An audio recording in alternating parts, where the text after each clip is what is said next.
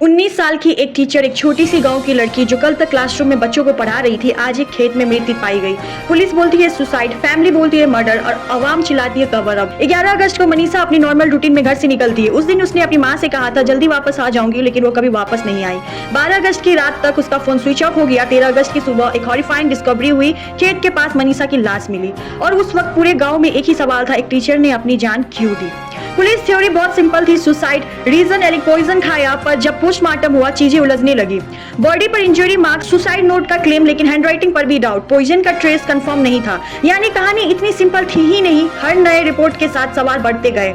मनीषा की फैमिली का कहना था उसने कभी सुसाइड का सोचा तक नहीं। वो एक एम्बिशियस लड़की थी, टीचर थी और अपना करियर बनाने के लिए स्ट्रगल कर रही थी। उनका सीधा एलिगेशन था ये एक प्लान मर्डर है, लेकिन किसने किया, क्यों किया, उसका जवाब आज तक किसी के पास नहीं। जब पुलिस ने बार बार सुसाइड थ्योरी रिपीट करना शुरू की, आवाम भड़क गई। गांव वाले, स्टूडेंट, टीचर सब रोड पर आ गए। जस्टिस फॉर मनीषा लेकर प्रोटेस्ट शुरू हुआ। गांव में इंटरनेट बंद कर दिया गया क्योंकि सिचुएशन वायलेंट होती जा रही थी। ऐसा लग रहा था जैसे पुलिस सच छुपा रही है। जब प्रोटेस्ट बढ़े, एक और शॉकिंग एंगल सामने आया। सोशल मीडिया क्लेम कहते हैं लॉरेंस बिश्नोई गैंग ने भी इस केस पर रिएक्ट किया। उन्होंने इनडायरेक्टली सपोर्ट दिखाया कि अगर सिस्टम जस्टिस नहीं देता तो वो खुद एक्शन लेंगे। सोचो जरा, एक 19 साल की लड़की के केस में गैंगस्टर तक रिएक्ट कर रहे हैं। ये कितना बड़ा प्रेशर बन गया है सिस्टम पर।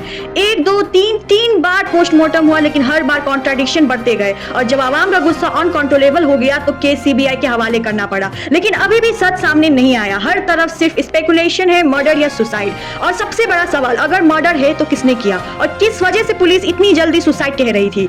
मनीषा की मौत की मिस्ट्री आज भी अनसॉल्व है। एक टीचर का सपना, एक फैमिली का ट्रस्ट और एक आवाम का गुस्सा, सब आंसर के बिना लटक रहे हैं। क्या ये एक सिंपल सुसाइड थी या फिर एक प्लान मर्डर जिसने कवर अप किया जा रहा है?